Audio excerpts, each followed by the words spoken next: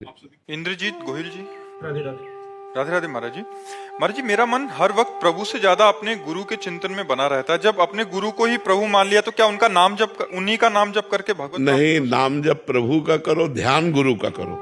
शास्त्र ऐसी आज्ञा करता है, ध्यान मूलम गुरु मूर्ति, पूजा मूलम गुरु पदम और मंत्र मूलम गुरु वाक्यम। गुरु ने कहा राधा जपो तो जपो राधा, और ध्यान करो गुरु का तो मोक्ष मूलम गुरु कृपा। गुरु कृपा से मोक्ष की प्राप्ति हो जाती है।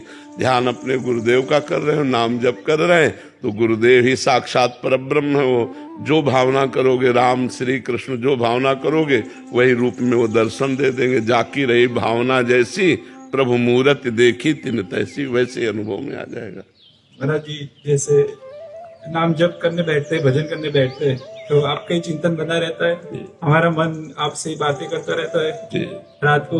हाँ, तो बहुत सुंदर भजन है। बस भाव अपना ठीक रखे तो सुंदर भजन है।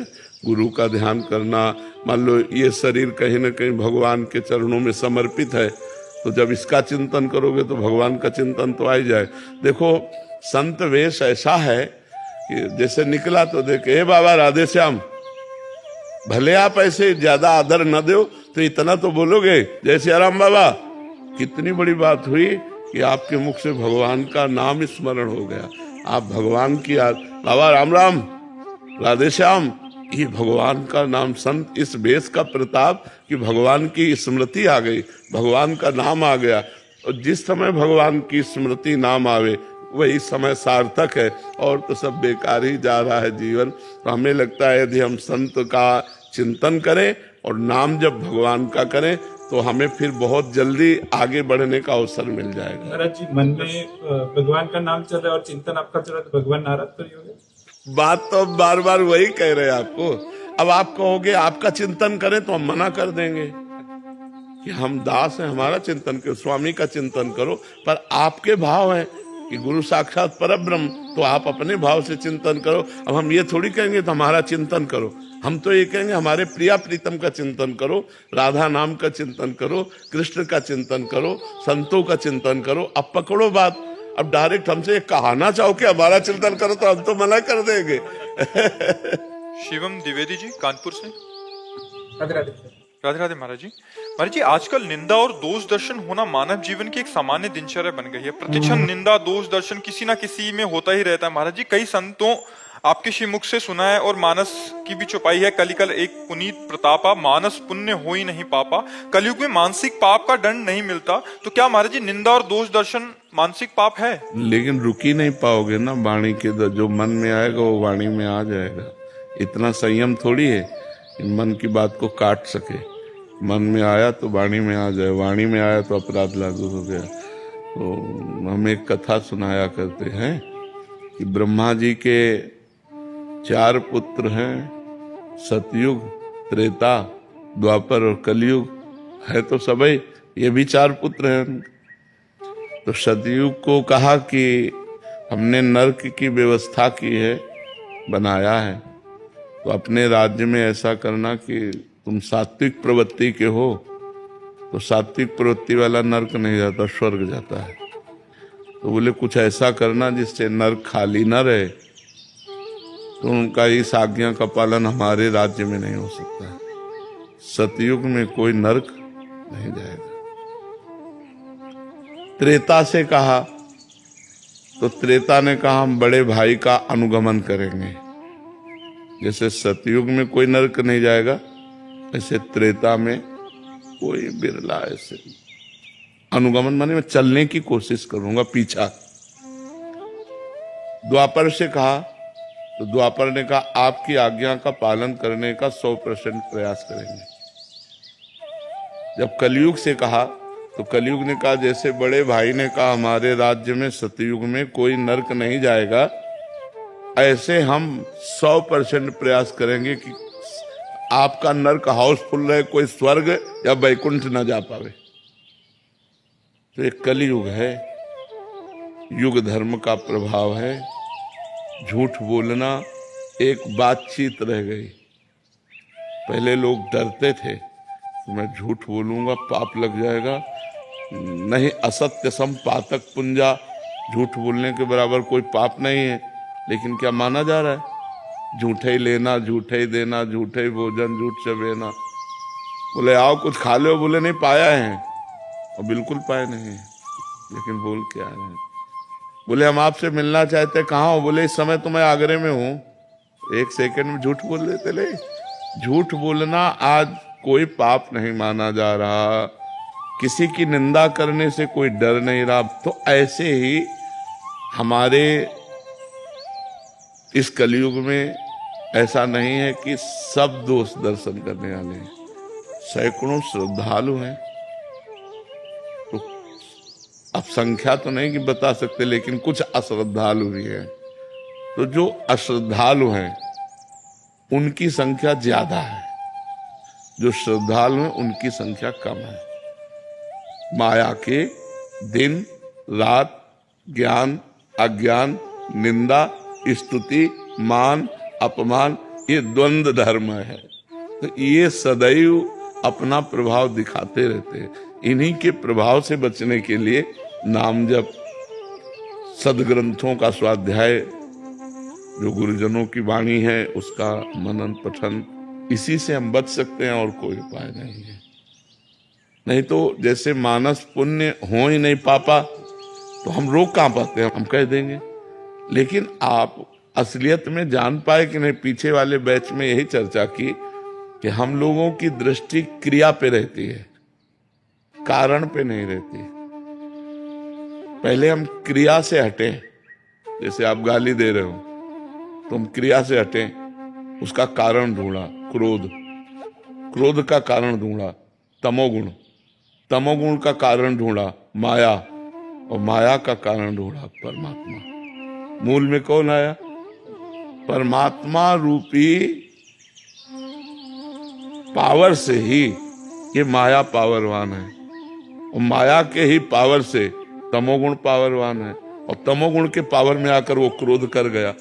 अब क्रोध की क्रिया हम देखकर उसे गंदा कह सकते हैं, लेकिन जब हम कारणों पे पहुंचेंगे तो लगेगा इसका कारण भी परमात्मा ही है। सबका परम कारण परमात्मा ही है। जैसे रचना, पालन और संहार, तो रचना में तो अच्छा लगता है और पालन में अच्छा लगता है, लेकिन संहार किसको प्रिय पर होता है? उसके तीनों क्रियाएं हैं। इन तीनों क्रियाओं का परम कारण परमात्मा ही है। कठपुतली का इतना भी नाचे, विवेकवान कठपुतली को स्याबास नहीं कहेगा। स्याबास कहेगा क्या? या उल्टा या सीधा, न स्याबास कहेगा न गाली देगा। नचाने वाले पर दृष्टि जिसकी है वो कठपुतली को स्याबास नहीं कहेगा कि भैया ये क्या है, वो पर्दे के पीछे से अंगुली चला रहा है। तो माया का पर्दा डालकर उमा दारू जोशित, दारू कहते लकड़ी और जोशित कहते पुतली, उमा दारू जोशित की नाई समय नचावत राम गोसाई। कठपुतली की तरह पूरा संसार उनकी माया की डोरी में बंधा हुआ नाच रहा है। अगर इससे नाचने से बचना है तो मामे वे प्रपद्यन्ते माया में ताम तरन्ति ते, भगवान की शरण में हो जाए, भगवान का नाम जप करे तो माया मुक्त हो जाए। पक्की बात समझो। इसलिए खूब नाम जप करो, भगवान का आश्रय ले लो। किसके दोष वर्णन करें? तो हम दूसरे को क्या बोले? हमारा सफेद हो और दूसरे के काले रजिस्टर भरे हो तो लगे कि संसार में, लेकिन जब सच्चाई की बात अगर पूछी जाए ईमानदारी से, तो इतने सब लोग बैठे हो, कोई बता सकते हो कि आपसे गलती नहीं हुई? अगर हम ईमानदारी से पूछे, वृंदावन धाम में बैठे तो सबसे गलती होती है, नहीं होती? तो जब हमारे अंदर गलती है और उससे गलती हो रही है तो हमें लौटना चाहिए। बुरा जो देखन मैं चला, बुरा न मिलिया कोई, जो दिल खोजू आपनो तो मुझसे बुरा ना। तो हमें लगता है कि हमें अपने हृदय को पवित्र करना चाहिए, जिससे हमारी दृष्टि पवित्र हो जाए। देखो गोस्वामी जी की दृष्टि पवित्र हुई तुलसीदास जी महाराज की, तो क्या कह रहे हैं? सिय राम मैं सब जग जानी, करो प्रणाम जोरी जुग पानी, सब सिया राम है। और हमको कहाँ सिया राम दिखाई दे रहे, हमें तो स्त्री दिखाई दे रही, पुरुष दिखाई दे रहा। तो पहले हमें अपनी दृष्टि पवित्र करनी चाहिए, तब हम दूसरे की निंदा करें जब हम निर्दोष हों।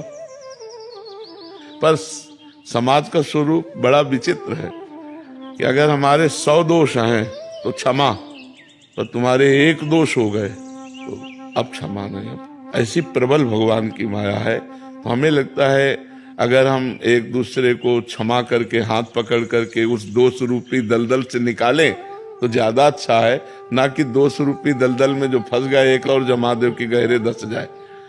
बात समझो, कभी कभी बड़े अच्छे लोगों से गलती हो जाती है और वो चाहते हैं कि एक बार क्षमा मिल जाए, तो हमें लगता है ऐसे फिर क्षमा करना चाहिए।